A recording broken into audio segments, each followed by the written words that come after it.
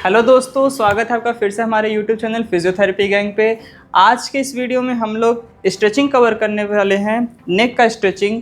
ये हमारे stretching series का पार्ट 3 है। पहले हमने लोअर लिम्ब का किया, फिर अपर लिम्ब का किया, अब हम लोग नेक का स्ट्रेचिंग कर रहे हैं। बेसिकली जो नेक की मसल्स होती हैं वो होती हैं अपर ट्रेपेजियस, स्टेनोक्लेडोमास्टाइड, स्केलीन, सब ऑक्सीपिटल, ऐसे ही सारी मसल्स की हम स्ट्रेचिंग करेंगे। फटाफट स्टार्ट करते हैं बिना टाइम वेस्ट किए। तो सबसे पहले हम लोग अपर ट्रेपेजियस का स्ट्रेचिंग करेंगे, जिसका फंक्शन होता है शोल्डर का एलिवेशन करवाना, यानी श्रगिंग मूवमेंट कराना, उसके साथ में नेक का एक्सटेंशन कराना, लेटरल फ्लेक्शन कराना, उसके साथ में हमारे स्कैपुला को अपर ट्रेपेजियस कहीं ना कहीं रोटेट करती है, असिस्ट करती है, स्टेबलाइजेशन देती है। अपर ट्रेपेजियस जो मसल है वो हमारी सर्वाइकल स्पाइन को भी मेंटेन रखती है दोनों साइड से, जिसकी वजह से हमारा एक गुड पोस्चर मेंटेन रहता है। तो इसको स्ट्रेच करने के लिए हम लोग अपने पेशेंट को सबसे पहले सुपाइन लाइंग में लाएंगे। सुपाइन लाइंग में लाने के बाद जिस साइड का हमें अपर ट्रेपेजियस स्ट्रेच करना है उस साइड पे एक हाथ से शोल्डर को स्टेबलाइज करेंगे एंड कॉन्ट्रालेटरल स्ट्रेच देंगे। अपोजिट साइड में हम लोग अपर ट्रेपेजियस को स्ट्रेच करेंगे, हेड मूवमेंट कॉन्ट्रालेटरल रोटेट करके, और अपने इस हाथ से हम लोग अपर ट्रेपेजियस को अवे पुश करेंगे, जिसकी वजह से हमारे ट्रेपेजियस पे अच्छा स्ट्रेच आएगा। ये था अपर ट्रेपेजियस का स्ट्रेचिंग।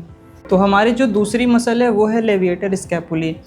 सबसे ज़्यादा कॉमन जो मसल टाइटनेस होती है जिसकी वजह से हमारा नेक का पोस्चर गड़बड़ होता है वो है लेविएटर स्कैपुली।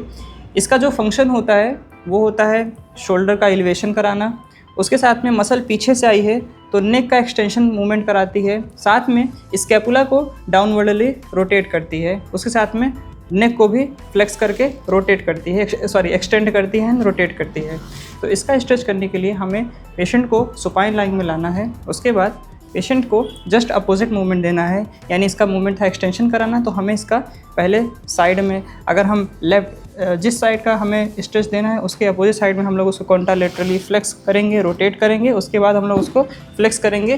पेशेंट को बोलेंगे कि अपने पॉकेट को लेफ़्ट साइड करें तो लेफ़्ट साइड के पॉकेट को देखने की कोशिश करें। अगर हम राइट साइड कर रहे हैं तो सेम प्रोसीजर, पहले कॉन्ट्रालेटरली फ्लेक्स करेंगे, रोटेट करेंगे, फिर उसको बोलेंगे अपने अपोजिट पॉकेट को देखने की कोशिश करो।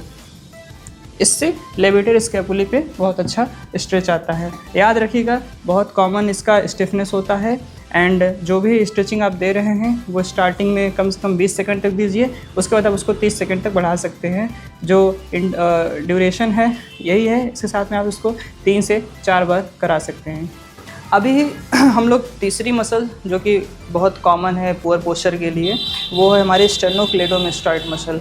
स्टेनोक्लेडोमास्टाइड मसल ओरिजिन होती है हमारी मिडिल पार्ट ऑफ क्लेविकल से और नेक की तरफ इंसर्ट होती है। तो इसको स्ट्रेच करने से पहले मैं आपको बता देता हूँ कि कुछ पेशेंट्स में उनकी जो वर्टिब्रल आर्टरी होती है वो कंप्रेस हो रही होती है, तो उन पेशेंट्स में हमें ये अवॉइड करना है। इसके लिए आप कुछ ऑर्थो के टेस्ट होते हैं, उसे आप परफॉर्म करके चेक कर सकते हैं। अगर पेशेंट सेफ़ है तो ये आप स्ट्रेच परफॉर्म कर सकते हैं। तो इसको स्ट्रेच करने के लिए हमें इसका फंक्शन जानना पड़ेगा और उसका जो अपोजिट मूवमेंट होगा वही स्ट्रेच होगा।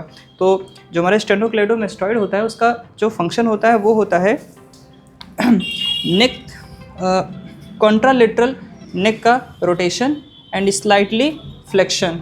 ये मैं एक फाइबर की बात कर रहा हूँ। अगर दोनों फाइबर साथ में वर्क कर रही हैं, यानी स्टेनोक्लेडोमाइड राइट और लेफ्ट दोनों साथ में अगर कांटेक्ट कर रही हैं, दोनों साथ में काम कर रही हैं, तो उसकी वजह से हमारा जो सर्वाइकल लेवल है वहाँ पे फ्लेक्शन मूवमेंट होता है, और हेड जो है हेड लेवल पे हमारा एक्सटेंशन मूवमेंट होता है।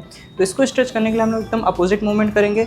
पेशेंट हमारा सुपाइन लाइंग में रहेगा, हेड उसका बेड के बाहर रहेगा, भाई पीछे आ जाए, हेड हमारा बेड से और थोड़ा सा पीछे, हेड हैंगिंग में रहेगा, एंड एकदम उल्टा मूवमेंट करेंगे हम लोग।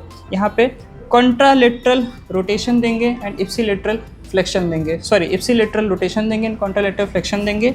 एंड सर्वाइकल लेवल पे हम लोग एक्सटेंड कराएंगे, हेड लेवल पे हम लोग फ्लेक्स कराएंगे, एंड पेशेंट को बोलेंगे कि अपना जो मीडियल पार्ट ऑफ क्लेविकल है उसको अपने हाथ से स्टेबल करे, हो सके तो थोड़ा नीचे की तरफ पुश करे, जिससे अच्छा इफेक्टिव स्ट्रेच आएगा। तो ये हम लोग इस तरह से मूवमेंट करेंगे। अभी हम लोग सब ऑक्सीपिटल मसल की स्ट्रेचिंग करने वाली है। सब ऑक्सीपिटल यहाँ ऑक्सीपिट पे होती है, दोनों साइड में मसल्स होती हैं। इसको स्ट्रेच करने के लिए इसका जो मूवमेंट होता है वो होता है सर्वाइकल लेवल पे नेक का एक्सटेंशन कराना है या सर्वाइकल का एक्सटेंशन कराना है। तो इसका मूवमेंट हम लोग एकदम उल्टा करेंगे। स्ट्रेचिंग करने के लिए हम लोग पेशेंट का जो चिन है उसको रिट्रैक्ट करेंगे। पेशेंट ने खुद से भी कर सकता है। पेशेंट के चिन को रिट्रैक्ट करेंगे और फॉरवर्ड फ्लेक्शन कराएंगे हेड का। इसकी वजह से ऑक्सीपिटल पे बहुत अच्छा स्ट्रेच आता है। पेशेंट यह खुद से भी कर सकता है। इसका जो दूसरा मेथड है वो सुपाइन लाइंग में है। सुपाइन पोजीशन में हम लोग यहाँ भी रिट्रैक्ट कर सकते हैं चिन को और पेशेंट का जो सर्वाइकल स्पाइन है उसको फ्लेक्शन करा के स्ट्रेच दे सकते हैं। ध्यान दीजिएगा, जिन पेशेंट्स के अंदर ये मसल सब ऑक्सीपिटल मसल टाइट होती है उनको डिजीनेस या हेडेक की प्रॉब्लम्स काफ़ी कॉमन होती है। तो अभी हम लोग स्केलिन मसल का स्ट्रेचिंग करेंगे जो कि हमारे नेक रीजन की लास्ट मसल है। स्केलिन के 3 फाइबर्स होते हैं, anterior, medial and posterior. Scalene muscle ज़्यादातर अगर किसी पेशेंट का फॉरवर्ड हेड पोस्चर है यानी उसका गर्दन आगे की तरफ झुका रहता है तो इसका मतलब है उसका जो पीछे का पोस्टीरियर पार्ट ऑफ स्केलिन है वो कहीं ना कहीं ओवर स्ट्रेच्ड हो चुका है और आगे वाली जो एंटीरियर है वो टाइट हो गई है। तो स्केलिन के एंटीरियर फाइबर का जो मूवमेंट होता है वो होता है ipsilateral flexion and contralateral rotation. तो इसका स्ट्रेच करने के लिए हम लोग पेशेंट को बोलेंगे अपना फर्स्ट रिब को स्टेबलाइज करो या उसको थोड़ा सा पुश अवे करो और पेशेंट को हम लोग एकदम अपोजिट मूवमेंट यानी कि ipsilateral rotation and contralateral flexion कराएंगे। ये है हमारे एंटीरियर स्केलिन का स्ट्रेचिंग। पोस्टीरियर स्केलिन फाइबर का स्ट्रेचिंग करेंगे। इसका जो मूवमेंट होता है वो होता है ipsilateral lateral flexion and ipsilateral side में ही रोटेशन रहता है।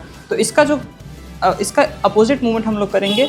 इसका जो अटैचमेंट है वो सेकेंड रिब से है। तो पेशेंट को बोलेंगे अपना सेकेंड रिब या फिर हम शोल्डर को स्टेबलाइज करेंगे एंड उसका जस्ट अपोजिट मूवमेंट हम लोग कराएंगे।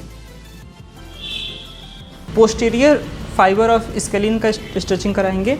इसका जो फंक्शन होता है वो होता है इप्सिलेटरल लेटरल फ्लेक्शन एंड साथ में फर्स्ट ट्रिप का एलिवेशन, क्योंकि ये फर्स्ट ट्रिप से जुड़ी होती है तो ब्रीदिंग में भी हेल्प करती है, इंस्पिरेशन में हेल्प करती है। इसका स्ट्रेचिंग कराने के लिए हम लोग सिंपल सा अपोजिट साइड को पेशेंट को बोलेंगे अपोजिट साइड की फर्स्ट ट्रिप को स्टेबल करो, फर्स्ट ट्रिप को स्टेबल करो एंड उसको थोड़ा नीचे की तरफ पुश करो एंड हम उसका एकदम उल्टा मूवमेंट कॉन्ट्रालेटरल फ्लेक्शन मूवमेंट कराएंगे। ठीक है, इससे मिडिल फाइबर पे काफ़ी अच्छा स्ट्रेच आएगा।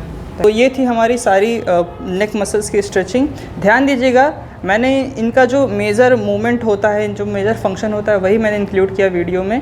कहीं ना कहीं अगर मैंने नहीं बोला है फिर भी आप ध्यान रखिएगा कि सारी की सारी जो नेक मसल्स होती हैं वो ब्रीदिंग यानी इंस्पिरेशन एक्सपिरेशन में भी हेल्प करती हैं, क्योंकि सारी मसल्स कहीं ना कहीं अटैच नेक के अराउंड रहती हैं।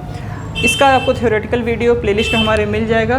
फर्दर जो वीडियो आएगा हमारी बैक मसल्स के स्ट्रेचिंग का आएगा। इस वीडियो में आपको कोई भी डाउट हो तो प्लीज़ कमेंट करिए एंड चैनल को सब्सक्राइब करिए।